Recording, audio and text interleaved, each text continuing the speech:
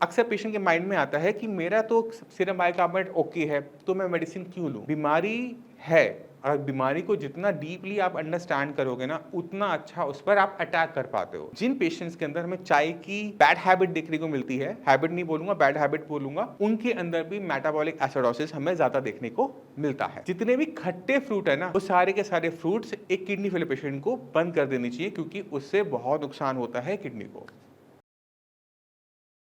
नमस्कार, मेरा नाम है डॉक्टर पुरु धवन और आज इस वीडियो में हम जानेंगे कि किस तरह से बेकिंग सोडा किसी किडनी फेलियर पेशेंट की मदद कर सकता है। अब आप सोच रहे हो कि बेकिंग सोडा किडनी पेशेंट में ये कैसे हो सकता है, उसी को आज हम समझाने की कोशिश करेंगे कि किस तरह से बेकिंग सोडा यानी सोडियम बाइकार्बोनेट की हेल्प से हम किडनी को खराब होने से कंट्रोल कर सकते हैं। तो शुरुआत करते हैं सबसे पहले किडनी को समझने से कि किडनी किस तरह से काम करती है। हम सबको पता है कि किडनी हमारी बॉडी में पानी को निकालती है, यूरिन बनाती है और जितना भी टॉक्सिक मटेरियल बन रहा होता है बॉडी में, उसे बाहर निकालती है। बट हमें ये नहीं पता होता कि हमारा जो यूरिन है वो एसिडिक होता है। वो एसिडिक इसलिए होता है क्योंकि किडनी एसिड को भी यूरिन के रास्ते फ्लश कर रही होती है। अब जब कभी आपकी किडनी खराब होनी शुरू हो जाए तो ये जो एसिड है, जो पहले यूरिन के रास्ते बाहर चला जाता था, वो नहीं जा पा रहा होता। तो उसका नुकसान क्या होता है कि ब्लड के अंदर एसिड इकट्ठा होना शुरू हो जाता है। बन तो रहा है, निकल नहीं पा रहा, इसलिए वो इकट्ठा हो जाता है। अब ब्लड जितना एसिडिक होता चला जाएगा, उतना ही वो किडनी को और नुकसान पहुंचाता है। इसी वजह से जितने भी किडनी फेलियर के पेशेंट हैं, वो शुरुआती दौर में जब उनको पता लगता है कि किडनी खराब हो रही है, तो 1 to 4 वो बहुत स्लोली क्रिएटिनिन बढ़ता है। पर जैसे ही 4 का लेवल क्रॉस होना शुरू होता है, तो क्रिएटिनिन की इंक्रीज होने की जो स्पीड है वो बढ़नी शुरू हो जाती है। और उसमें कहीं ना कहीं कारण हमें देखने को मिलता है, वो है मेटाबॉलिक एसिड, यानी बॉडी के अंदर जो एसिड एक्यूमुलेट हो रहा है वो अब किडनी को और डैमेज कर रहा है। पहले ये कारण था बीपी, फिर था शुगर। बीपी शुगर में कोई बड़ा कारण रहा होगा, या फिर पॉलीसिस्टिक किडनी रहा होगा, कोई भी कारण हो, पहले वो कारण थे। अब इन कारणों की वजह से एक और कारण शरीर में पैदा हो गया, मेटाबॉलिक एसिडोसिस। अब हमें ये पता है कि ब्लड के अंदर एसिड इकट्ठा हो रहा है, हमें पता है कि किडनी काम नहीं कर रही, तो हम इसे किडनी के रास्ते तेजी से नहीं निकाल सकते। हमारे पास एक ही ऑप्शन रह जाता है कि इस एसिड को बॉडी के अंदर ही न्यूट्रलाइज कर दो। तो जैसे आप कभी पेट में जलन होती है, एसिडिटी होती है, तो आप क्या कॉमनली लेते हो? इनो लेते हो। इनो को घुमा के देखो, इनो के पीछे लिखा होता है सोडियम बाइकार्बोनेट, यानी इसमें जो बेकिंग सोडा होता है वो होता है, साथ में थोड़ा सा सिट्रिक एसिड डाला जाता है। जब आप उसे पानी में डालते हो दोनों को इकट्ठे, तो बुलबुले छूटते हैं। मगर हम किडनी पेशेंट में सिट्रिक एसिड नहीं देते, क्योंकि बॉडी के अंदर ऑलरेडी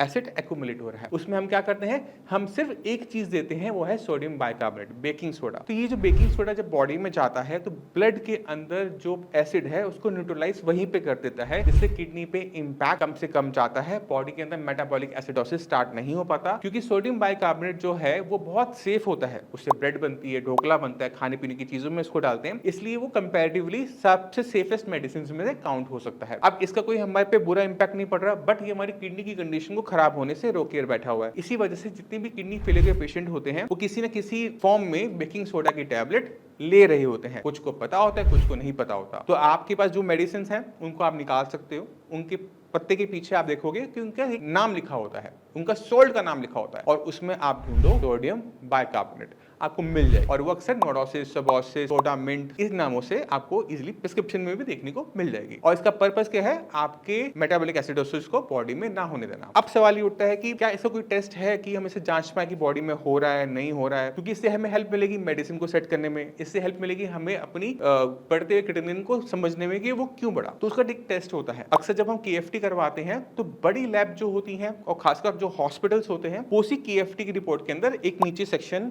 सीरम बाइकार्बोनेट का डाल देते हैं। बट ये सिर्फ 1% लैब्स में हमें देखने को मिलता है। 99% जो लैब्स हैं उसको वो केएफटी में इंक्लूड नहीं करते, तो वो हमें अलग से ही करवाना पड़ता है। तो जब भी आप केएफटी टेस्ट करवाएं, तो सीरम बाइकार्बोनेट का टेस्ट स्पेशल रिक्वेस्ट कर लीजिए कि मेरा सीरम बाइकार्बोनेट का भी टेस्ट कर दिया जाए। अगर आपके जो लेवल है 21 से लेकर 28 के बीच में आ रहे हैं, यानी बॉडी में जो है एसिड एक्यूमुलेटेड नहीं है। अगर आपके लेवल 21 से नीचे आ रहे हैं, यानी आपने या तो मेडिसिन ली नहीं है या फिर मेडिसिन की कम मात्रा ले रहे हैं, जिसकी वजह से बॉडी में मेटाबॉलिक एसिडोसिस चल रहा है और जिसकी वजह से क्रिएटिनिन आपका तेजी से बढ़ रहा है। अब अक्सर पेशेंट के माइंड में आता है कि मेरा तो सीरम बाइकार्बोनेट ओके है, तो मैं मेडिसिन क्यों लूं? अगर आपका सीरम बाइकार्बोनेट नॉर्मल भी है ना, तो भी कम मात्रा के अंदर आपको अपनी सोडियम बाइकार्बोनेट की टैबलेट्स को कंटिन्यू रखना चाहिए, क्योंकि इसका कोई साइड इफेक्ट नहीं है, आपको किसी टाइप की परेशानी करती नहीं, कोई ऐसी कॉम्प्लिकेशंस आती नहीं, और जाने अनजाने में आपसे कोई गलती हो, बॉडी में मेटाबॉलिक एसिडोसिस शुरू हो जाए, क्योंकि इसका कोई सिम्टम नहीं आता। बॉडी में अगर मेटाबॉलिक एसिडोसिस हो रहा है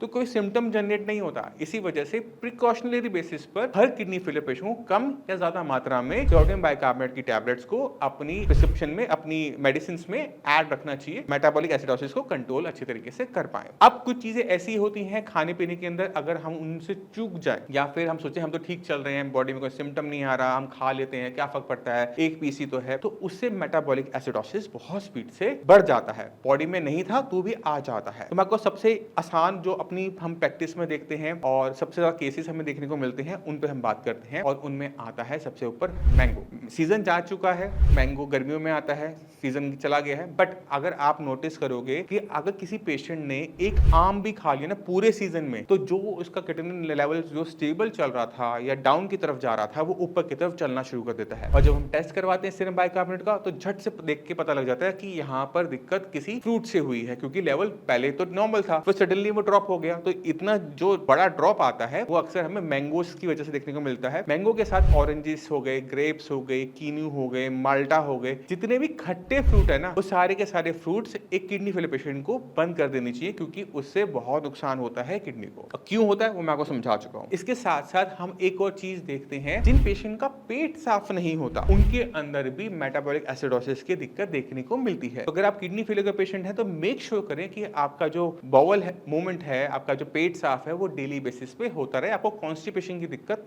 ना हो। तीसरी चीज आपने ध्यान रखनी है, वो है बहुत इंपॉर्टेंट। इंडिया में चाय का कल्चर बहुत फेमस है। चाय पीनी है दिन में, सुबह 1 कप पीनी है, फिर शाम को 1 कप पीनी है, फिर रात को 1 कप पीनी है। जिन पेशेंट्स के अंदर हमें चाय की बैड हैबिट देखने को मिलती है, हैबिट नहीं बोलूंगा, बैड हैबिट बोलूंगा, उनके अंदर भी मेटाबॉलिक एसिडोसिस हमें ज्यादा देखने को मिलता है। तो ये 3 फाइंडिंग है, ये किसी बुक में नहीं मिलती, ये हमें तब मिलती है जब हम पेशेंट को प्रैक्टिकली देख रहे होते हैं, बार बार देख रहे होते हैं, उनसे हम क्वेश्चन पूछ रहे होते हैं, तो वो हमें सारी फाइंडिंग्स देखने को मिलती है। तो चाय है, कॉफी है, चॉकलेट्स हैं, ये बंद रहती हैं। खट्टे फ्रूट जितने भी हैं, संतरा, मौसमी, कीनू, आम, ये सारे के सारे खट्टे फल भी पूरी तरह से बंद रहते हैं। और साथ में आपने ध्यान रखना होता है कि आपका पेट डेली बेसिस पे साफ होता रहे। अगर इन 3 कंडीशन को हम मैच कर लेते हैं तो हम क्या देखते हैं कि मेटाबॉलिक एसिडोसिस की दिक्कत किडनी फेलियर पेशेंट्स में या तो नहीं देखने को मिलती या फिर बहुत कम इतनी होती है कि वो मैनेजेबल होती है। क्योंकि अगर मान लो सपोज करो कि अभी रिसेंटली का एक केस है, केटोनिन का लेवल था 8 के आसपास का, मेटाबॉलिक एसिडोसिस की वजह से जो सीरम बाइकार्बोनेट की वैल्यू थी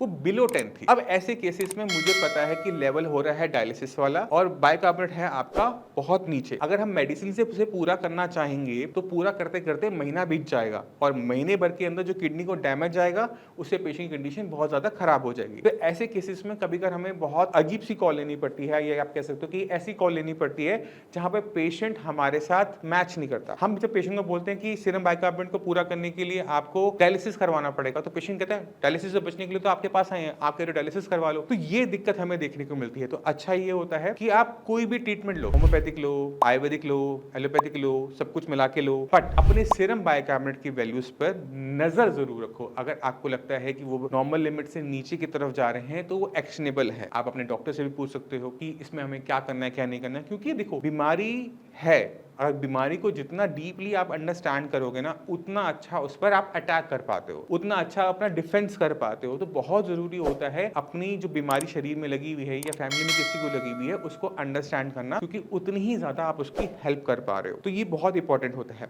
अब फिर भी आपके माइंड में कोई भी डाउट रह जाता है, कुछ भी पूछना चाहते हो, तो डॉक्टर्स की पूरी टीम है, आप उनसे बात कर सकते हो, मुझसे भी आकर मिल सकते हो। अब मैं इसी के साथ आपसे चलने की आगे चाहूंगा। मिलते हैं अगली वीडियो में, तब तक के लिए नमस्कार।